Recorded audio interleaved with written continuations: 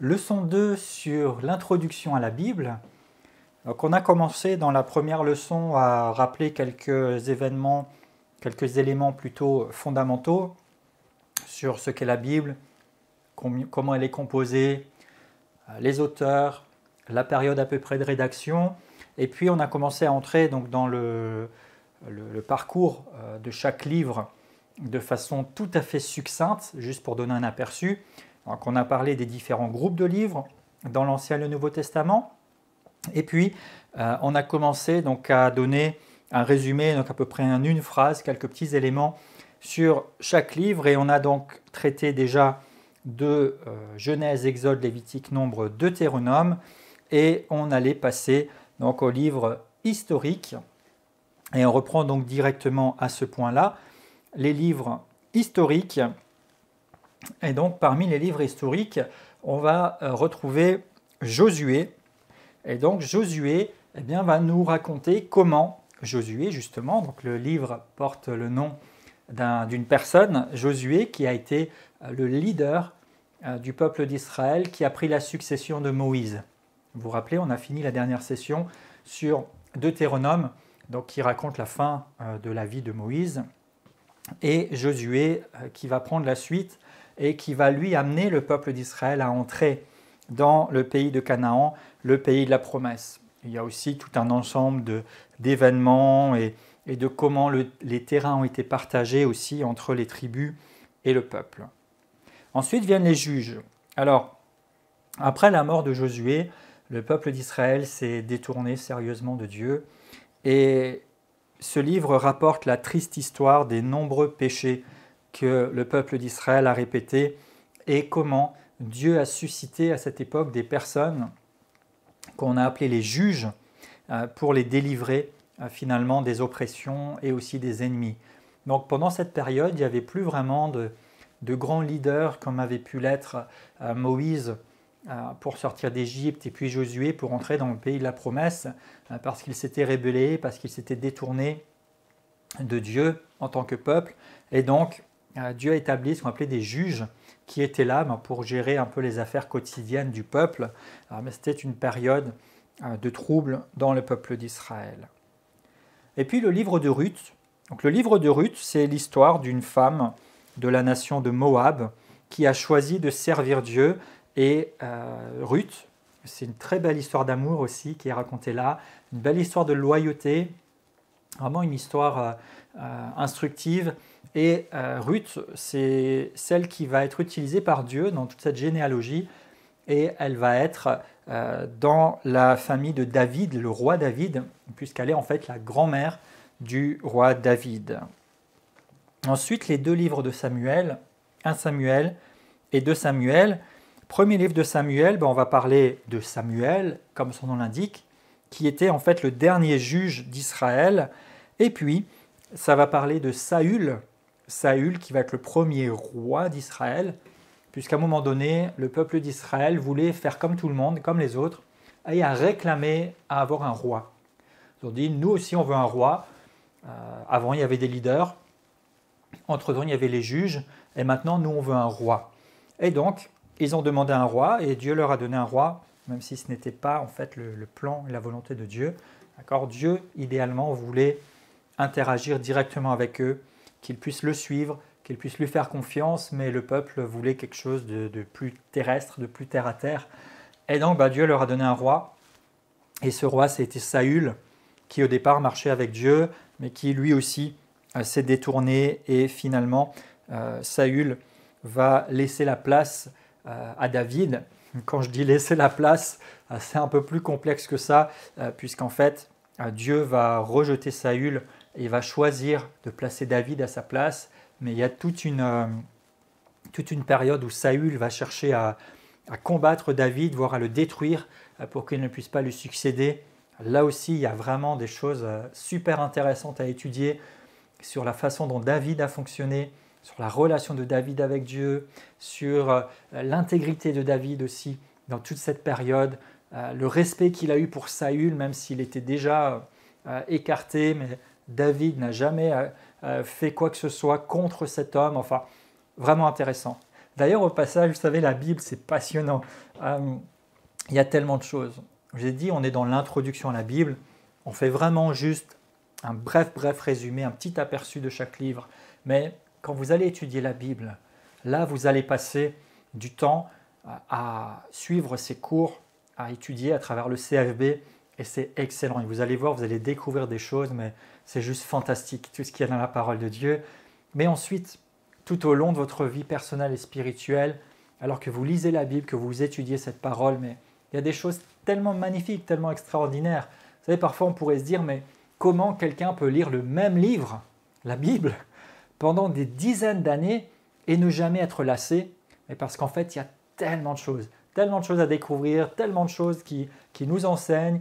Et oui, Dieu nous parle à travers la Bible sur tellement de sujets. C'est vraiment, vraiment magnifique. Mais bon, en tout cas, donc dans 1 Samuel, on a Samuel le dernier juge, Saül le premier roi, et puis David qui succède à Saül. Et dans 2 Samuel, on va parler des 40 années du règne de David. Et David a été un homme qui a été intègre devant Dieu, et ça a été une période pendant son règne qui a été une période assez glorieuse pour le peuple d'Israël, une période où vraiment il marchait avec Dieu, une période où David avait à cœur vraiment l'adoration de Dieu, David avait à cœur la présence de Dieu, et Dieu rendra témoignage à David en disant que David est un homme selon son cœur. Pourtant, le tableau n'est pas aussi idyllique que ça. David a commis de graves erreurs.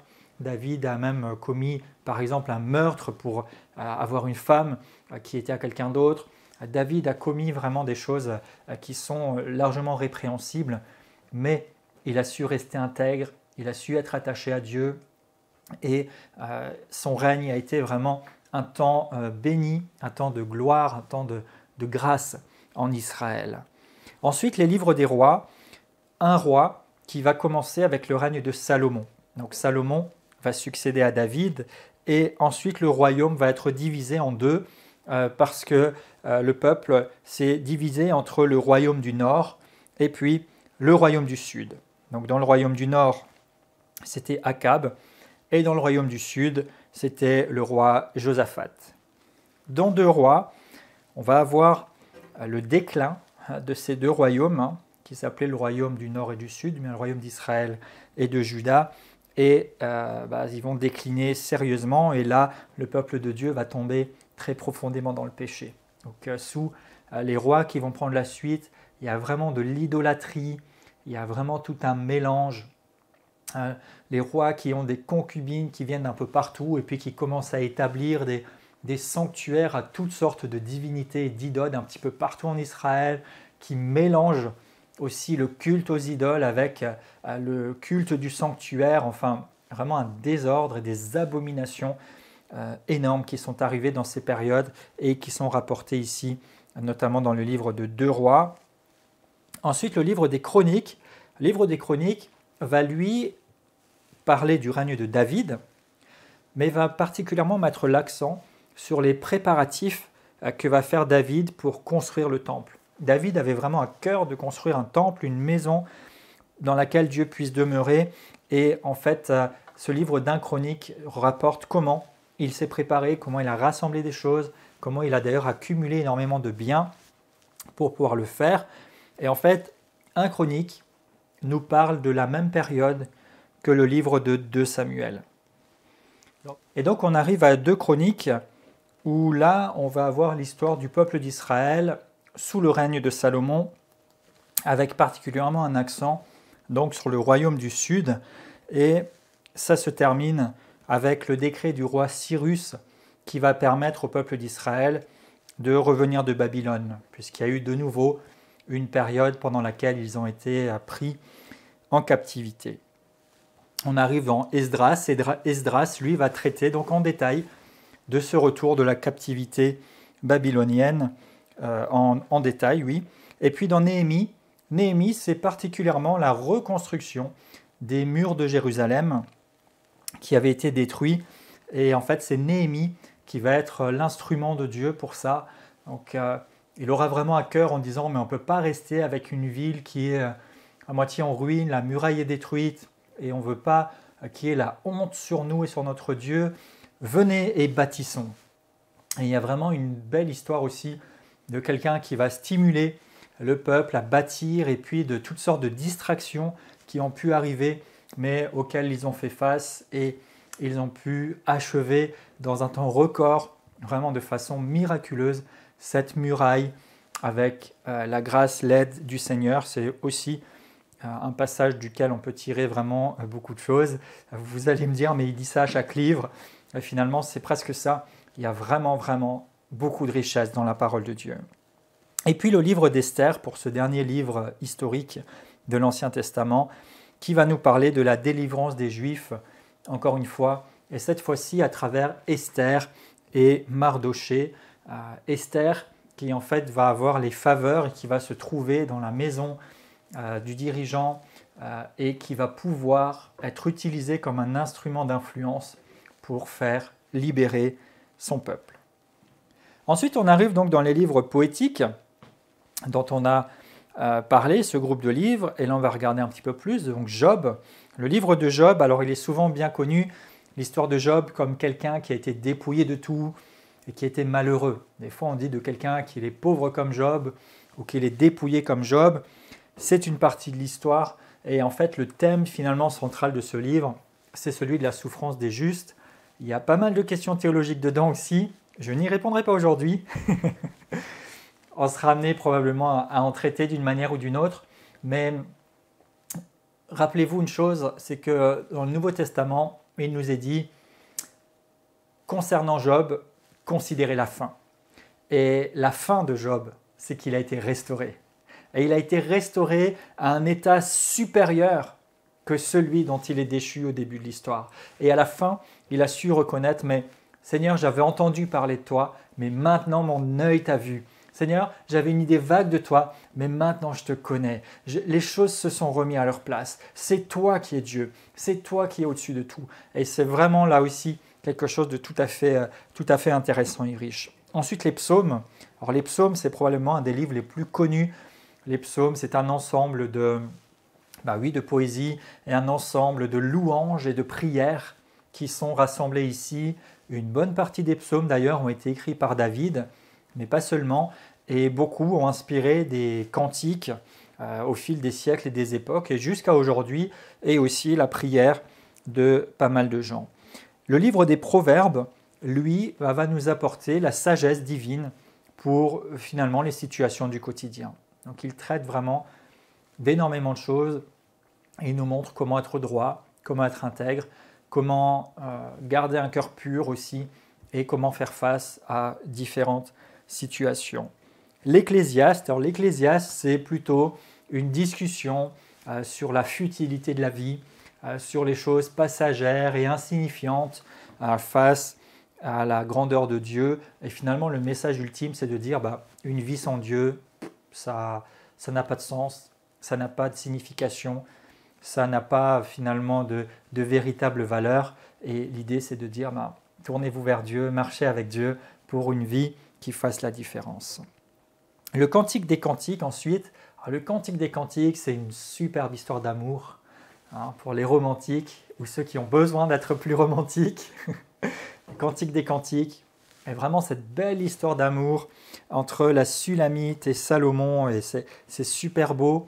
Et finalement, cette histoire, ce n'est pas juste l'histoire de deux personnes, mais c'est une belle illustration de l'amour de Dieu pour ses enfants, de l'amour de Jésus-Christ pour son épouse qui est l'Église dont vous et moi faisons partie. Et donc ces livres, beaucoup servent pour l'adoration du peuple de Dieu. C'est des choses qui sont d'ailleurs encore utilisées aujourd'hui, comme je le disais avant, pour inspirer les louanges, les prières, etc. Ensuite, les livres prophétiques, donc eux, ont été très principalement écrits pendant que le royaume d'Israël était divisé en deux. Je vous ai dit avant, royaume du Nord, royaume du Sud, royaume de Juda, royaume d'Israël, avec beaucoup d'abominations, beaucoup de choses où à chaque fois Dieu suscitait les prophètes aussi pour avertir le peuple, pour ramener le peuple vers lui, pour parler des événements qui allaient venir. Et donc Ésaïe va avertir du jugement qui allait venir sur Juda à cause des péchés contre Dieu. Jérémie va aussi écrire pendant le déclin et finalement la chute de Juda, et il parle du jugement qui devait venir. Lamentation de Jérémie. Alors, quand on dit lamentation, c'est pas qu'il est en train de se plaindre de tout et de rien, c'est qu'en fait il a une profonde expression de chagrin, d'accord, vraiment une tristesse par rapport à ce qui se passe, par rapport à la destruction de Jérusalem par Babylone. Ézéchiel va avertir de la chute qui allait arriver de Jérusalem, et ensuite il va aussi prophétiser sur la restauration de Jérusalem. Daniel, lui, a été capturé pendant le début du siège de Juda, et puis ensuite il va écrire dans ce livre sur la période historique et prophétique, et il nous aide beaucoup à comprendre la prophétie plus généralement dans la Bible. Osée va nous parler surtout de l'infidélité d'Israël, des punitions, mais aussi de la restauration par Dieu. Joël va parler des fléaux qui présageaient le jugement à venir, mais là aussi prophétise un certain nombre de choses, notamment que l'Esprit de Dieu serait répandu sur son peuple. Amos a été écrit pendant une période où il y avait la prospérité matérielle, où le peuple se portait bien, mais là encore, décadence sur le plan moral et spirituel. Donc Amos avertit que le jugement de Dieu viendrait à cause du péché. Abdias va traiter, lui, du jugement de Dieu contre Édom, une des nations qui était localisée vers le sud de la mer Morte et sur laquelle Dieu va prophétiser donc à travers Abdias. Ensuite, Jonas. Eh bien, Jonas, comme le livre l'indique, c'est sa propre histoire. Et là aussi, des choses vraiment intéressantes. Jonas qui a été envoyé à Ninive, une ville pécheresse, pour y prêcher la repentance. Mais lui, il ne veut pas y aller, parce qu'il sait que les gens sont méchants et que peut-être qu'il considérait qu'il n'avait pas lieu de se repentir, ces gens-là. Donc il a essayé de partir dans la direction opposée, mais Dieu va le rattraper. Vous connaissez l'histoire, il va passer 3 jours dans le ventre d'un gros poisson, puis il va être recraché sur la rive, et Dieu va lui renouveler l'appel en lui disant « vas-y ». Et il y va, et le peuple se repent, et quand même ça, il n'est pas content. Enfin, toute cette histoire, là aussi, je l'ai dit plusieurs fois, mais là aussi vraiment intéressant, et qui bien souvent nous ressemble pas mal. Donc vous voyez, quand on dit Ancien Testament, c'est pas si ancien que ça, parce qu'il y a des choses de la nature humaine qui reviennent, et il y a déjà des choses de la grâce de Dieu qui sont visibles. Comment Dieu le renvoie quand même, comment Dieu prend soin de lui, comment Dieu l'utilise malgré tout ce qui aurait pu le disqualifier. Donc c'était Jonas. Michée parle aussi des péchés d'Israël et va, lui, particulièrement prédire le lieu de naissance de Jésus, à peu près 700 ans avant que ça n'arrive. Donc dans Michée, il dit, voilà, c'est à Bethléem, 700 ans avant. Nahum parle de la destruction de Ninive, qui avait été épargnée à peu près 150 ans avant par Jonas. Donc Jonas a dû y aller, ils se sont repentis, ils ont été épargnés. 150 ans plus tard, eh bien ça recommence, rebelote, et là Nahum va devoir déclarer le jugement de Dieu. Habakkuk révèle le plan de Dieu contre la nation coupable, et il nous enseigne aussi une vérité qui, elle, va traverser les alliances, qui dit que le juste vivra par la foi. Sophonie va traiter du jugement puis de la restauration de Juda. Agée va pousser les Juifs à reconstruire le temple après qu'ils aient pris 15 ans de retard à cause de l'oppression ennemie. Zacharie va lui aussi presser le peuple de Dieu à terminer ce peuple et va aussi parler de la première venue de Christ et son second avènement. Et enfin Malachie qui va prévenir contre le manque de profondeur spirituelle. Il reproche vraiment des sacrifices qui sont faits à la légère, des choses qui sont données contrairement à la loi, des choses qui sont prises vraiment à la légère, de façon superficielle. Et puis, il va prédire aussi la venue de Jean-Baptiste et ensuite de Jésus.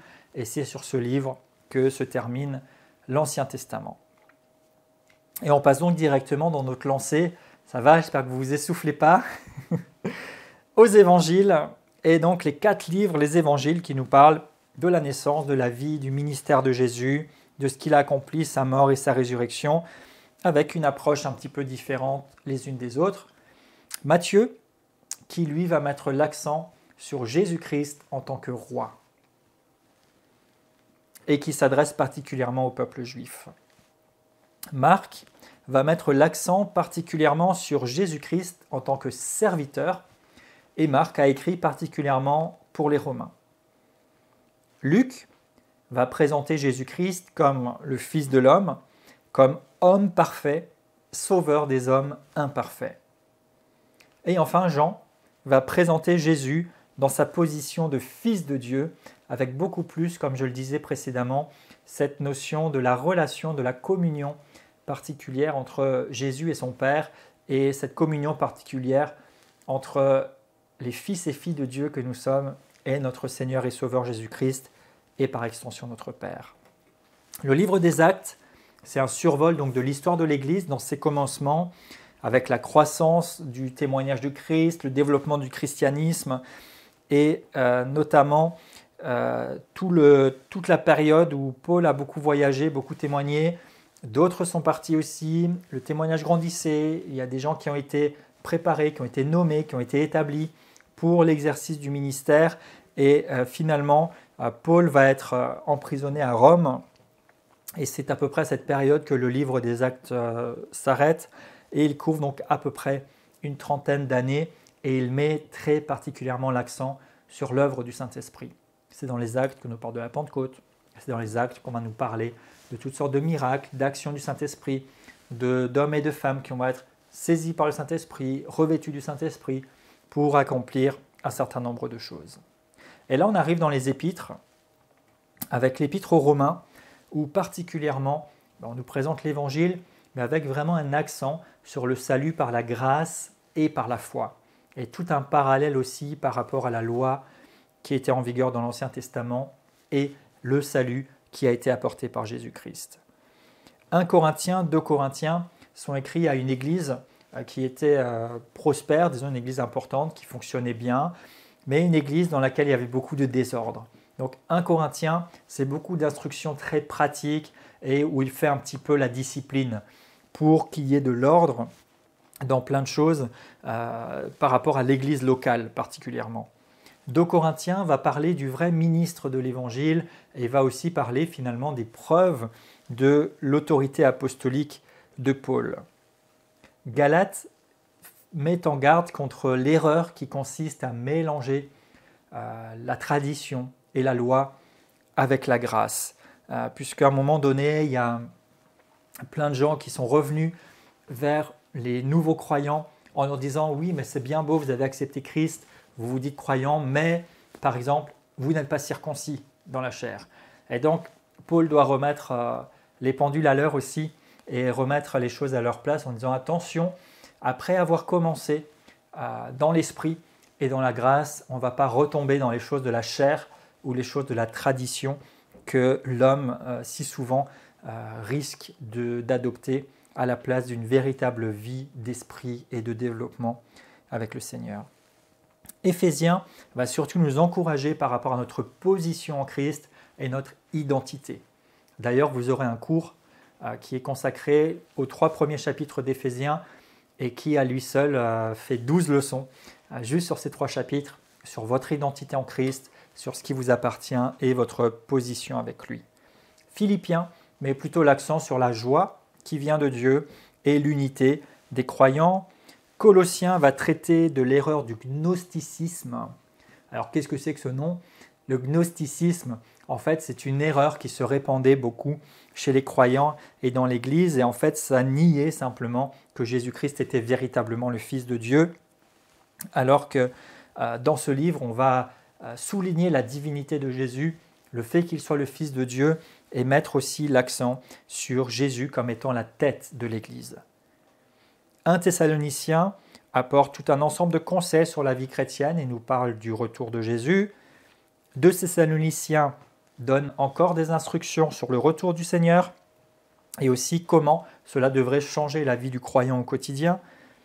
1 Timothée apporte des instructions sur la vraie doctrine, sur la discipline et la direction de l'Église et des principes pour les temps qui allaient venir Et dans 2 Timothée, il y a encore toute une description du vrai serviteur de Dieu, de comment être, de comment se comporter, et toute une mise en garde contre le déclin spirituel, qu'on appelle aussi parfois l'apostasie. Donc l'apostasie, c'est le déclin spirituel, c'est s'éloigner de ce qui est juste. Et il va présenter la parole de Dieu comme l'autorité absolue pour corriger, pour instruire, pour rester dans la voie droite. Donc les 2 épîtres à Timothée, eh bien Paul écrit à Timothée avec vraiment une posture aussi particulière, puisqu'il considère Timothée vraiment comme un fils dans l'esprit et dans le service, et il lui donne vraiment toutes ses instructions et ses conseils par rapport à la pratique pastorale au sein de l'Église. Le livre de Tite est écrit aussi par Paul à un jeune ministère qui s'appelle Tite et qui servait Dieu sur l'île de Crète, et il va là aussi parler de doctrine et de la piété.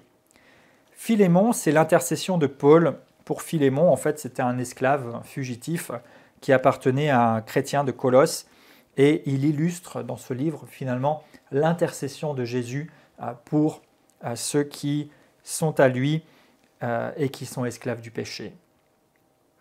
Hébreux présente Jésus comme le souverain sacrificateur et le médiateur entre Dieu et les hommes. Il y a vraiment tout un parallèle aussi entre le sacerdoce, c'est-à-dire le travail des sacrificateurs dans l'Ancien Testament, et le sacerdoce de Christ, comment Jésus a été sacrificateur, et il l'est toujours d'ailleurs, dans le Nouveau Testament et dans notre alliance actuelle. Vraiment aussi un livre très riche, profond spirituellement à saisir. Le livre de Jacques, lui, nous enseigne que la vraie foi se prouve aussi par les œuvres. C'est un livre très pratique. Jacques, il est assez pratique. D'ailleurs, il dira aussi, mettez en pratique la parole, ne vous bornez pas à l'écouter seulement, et montre-moi tes œuvres.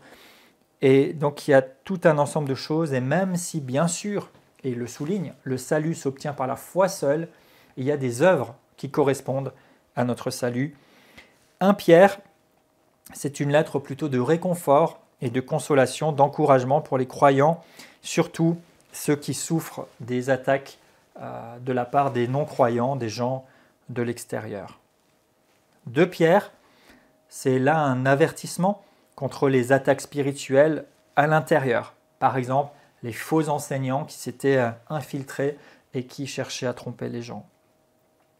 1 Jean écrit aussi par rapport au gnosticisme dont on a parlé avant, donc qui remet en cause la position de Jésus-Christ comme Fils de Dieu, et il met l'accent sur la fraternité et l'amour entre les croyants et sur la vie éternelle qui leur est assurée.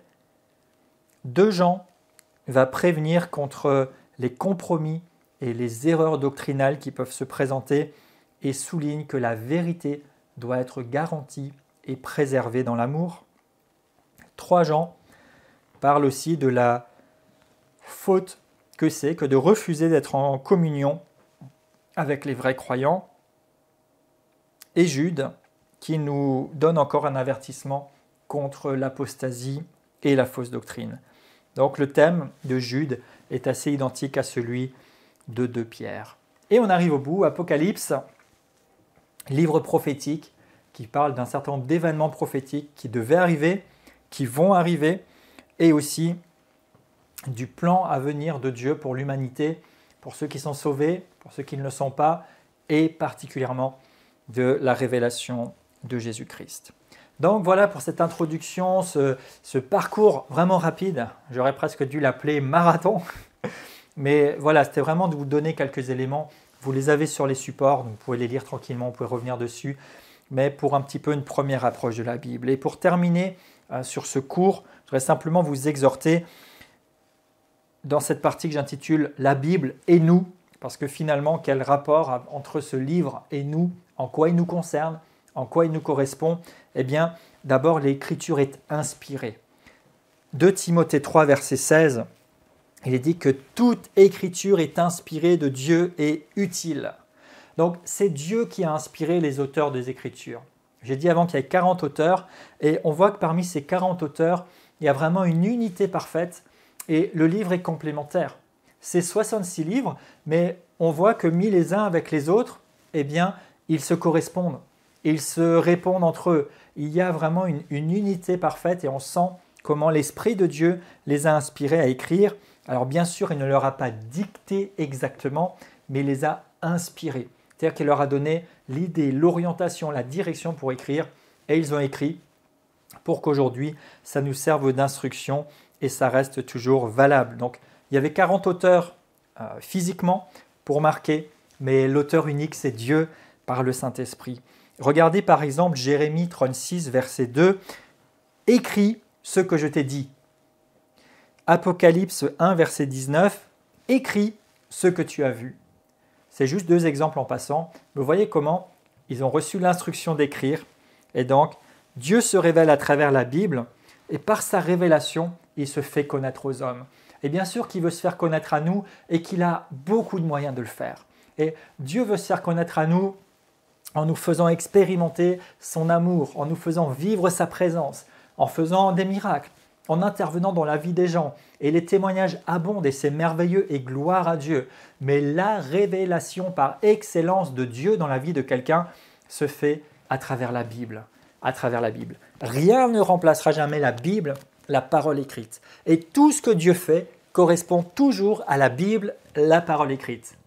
Maintenant, tout n'est pas toujours noir sur blanc dans la Bible écrite. Je vous rappelle que la Bible a mis l'accent sur un certain nombre d'événements. D'ailleurs, à la fin de l'évangile de Jean, il est dit que si on devait écrire tout ce que Jésus a fait, le monde ne pourrait même pas contenir les livres qu'on écrirait. Donc, ce livre, la Bible, nous a été donné vraiment comme référence.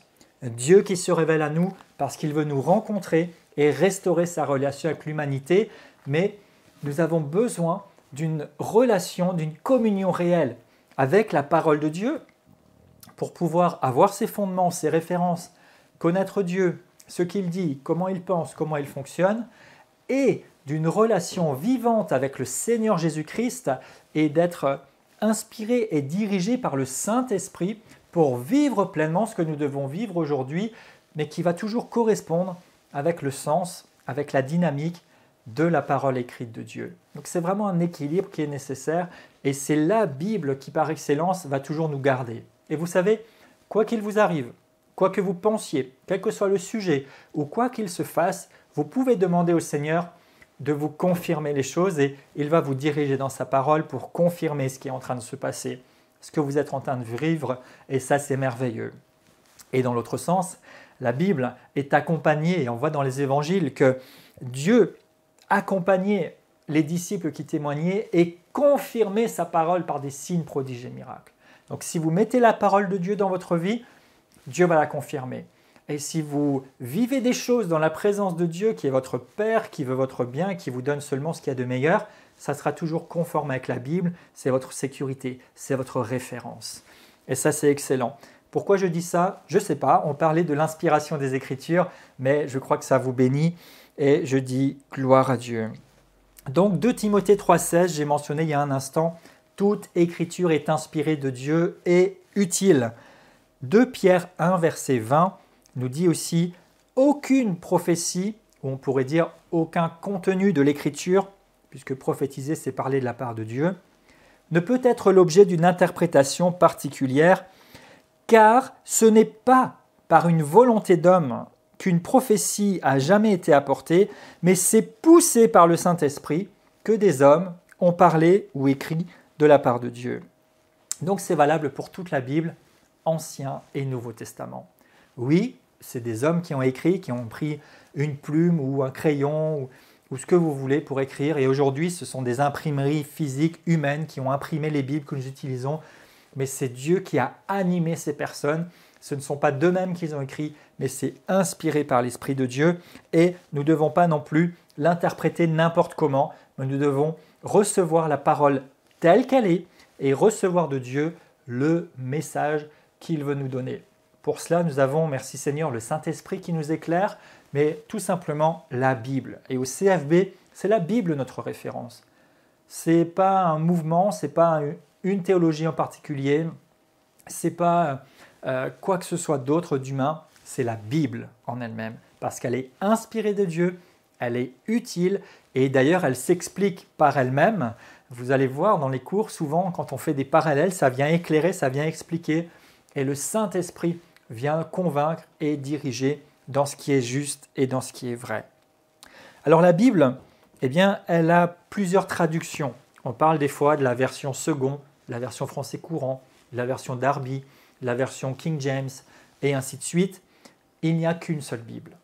Mais la Bible a été écrite principalement dans 3 langues, l'hébreu, le grec et l'araméen, qui était comme un patois du temps de Jésus.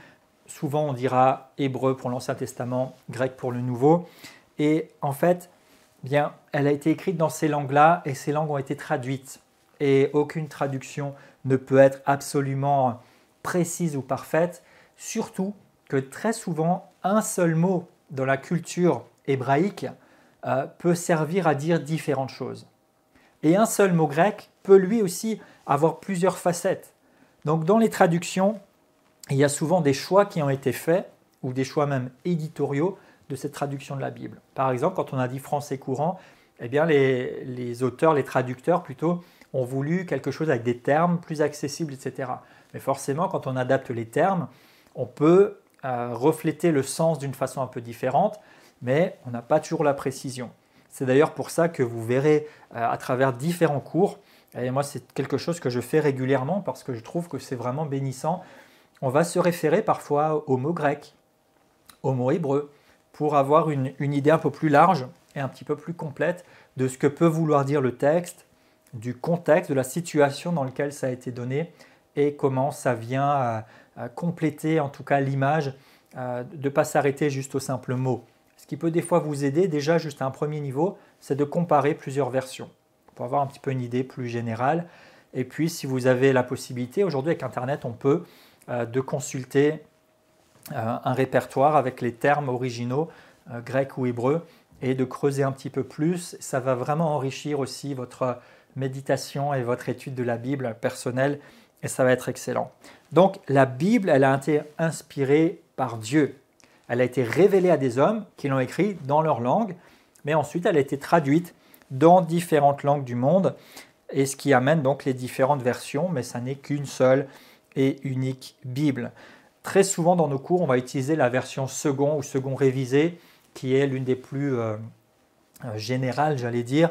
On est assez proche de l'original, on est dans un langage quand même assez compréhensible, et quand c'est nécessaire, on va piocher dans d'autres versions, dans le texte original, pour en savoir un peu plus.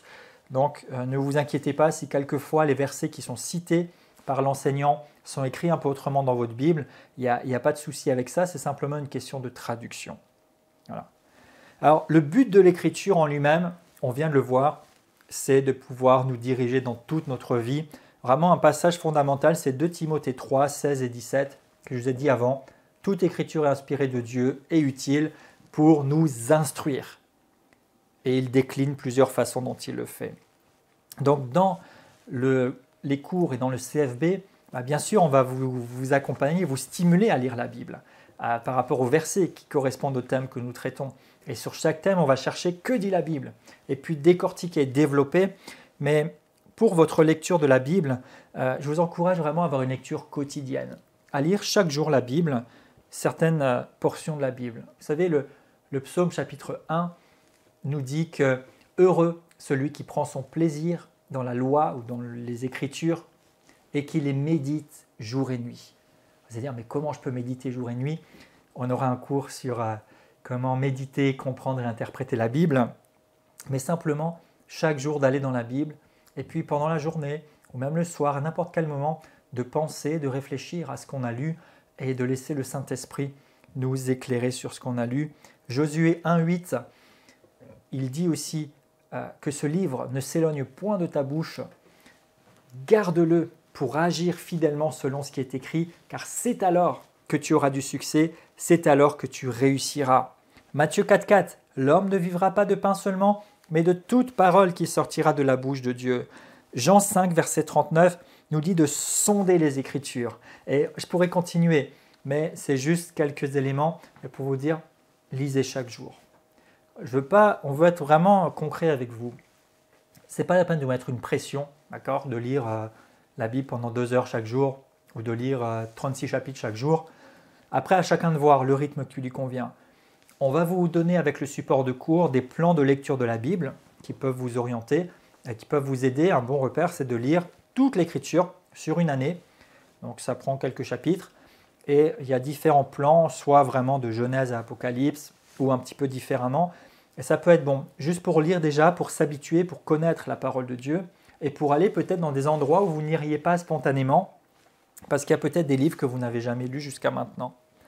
Après, il y a des choses qu'on va plus en particulier méditer, c'est-à-dire les repasser encore dans notre cœur, y réfléchir, demander au Seigneur l'instruction, chercher comment on peut l'appliquer à notre vie et se laisser vraiment imprégner par cette parole. Méditer littéralement, c'est ruminer, comme les animaux qui ruminent. Ils avalent une fois, ça remonte, ils ruminent encore, ils ravalent. C'est pas très joli quand je le raconte comme ça, mais c'est se le repasser encore et encore jusqu'à ce que ça devienne quelque chose vraiment de vivant et qui fasse partie de vous.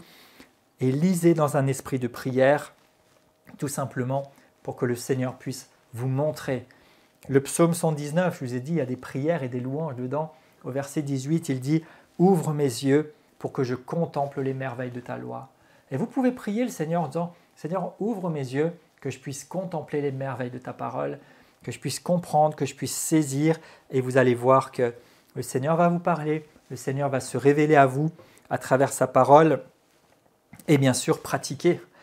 Jacques 1, 22 à 24 nous dit « Ne vous bornez pas à écouter seulement, mais méditez la parole et pratiquez. » Et vous allez voir comment le Seigneur va continuer de vous parler, comment vous allez progresser dans votre vie spirituelle. Le CFB est là pour vous aider sur tous ces sujets, pour vous donner du contenu, de l'enseignement, pour vous transmettre aussi des choses dans l'esprit et quelque chose de la part de Dieu à travers les différents enseignants auxquels vous serez en contact et ça sera excellent pour vous. Donc, il y a de superbes promesses qui sont attachées à la lecture, à la méditation et à l'étude de la parole de Dieu.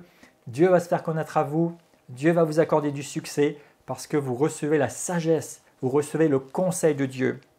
Et surtout, vous êtes en sécurité parce que quoi qu'il arrive, quoi qu'il se fasse, si votre repère, si votre référence, c'est la Bible, c'est la parole de Dieu, vous n'allez pas sortir de la piste. Et c'est vraiment ce que je veux vous encourager. Et on vient de faire cette introduction à la Bible très générale, mais simplement pour vous dire, lisez la Bible, partez à la découverte, allez creuser. Oui, plus tard, on va étudier plus en détail différents livres. Oui, vous allez avoir plein de sujets passionnants qui vont être développés, mais prenez des saines habitudes avec la Bible. Lisez la Bible. Si vraiment c'est difficile, vous n'avez pas le temps, écoutez la Bible. Vous pouvez même télécharger la Bible en audio. Vous pouvez trouver des moyens d'être au contact de la parole de Dieu et laissez vraiment cette parole vous imprégner. Soyez au contact de la parole de Dieu et en même temps à l'écoute et réceptif pour que le Saint-Esprit vienne révéler la parole de Dieu en vous et vienne la confirmer.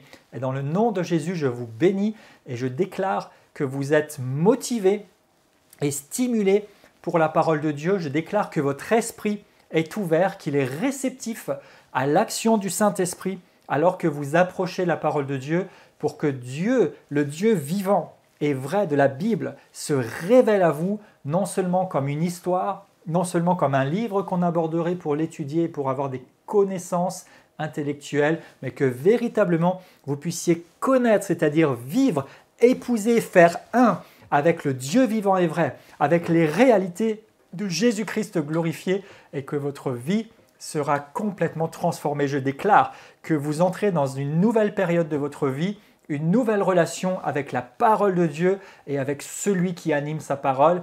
Vous êtes transformés jour après jour, de mieux en mieux, de gloire en gloire, à l'honneur du Seigneur Jésus-Christ. C'est la fin de ce cours. Je vous dis à très bientôt pour d'autres sujets.